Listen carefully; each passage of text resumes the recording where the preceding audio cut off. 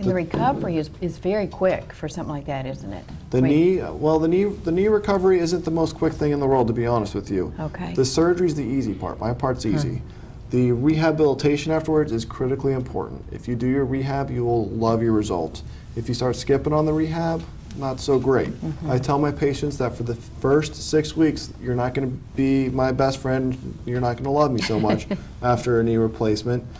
But by the end of the 6 weeks, everyone is seeing the light at the end of the tunnel. They're happy they had it done, even if they're still having some pain and still working through some rehabilitation.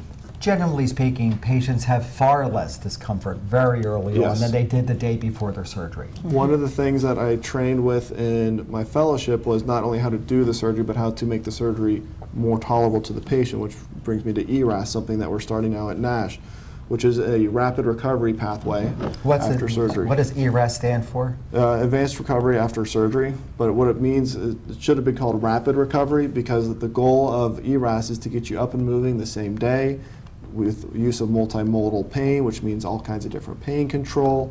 You start taking some pain meds before surgery, you get more pain meds during surgery.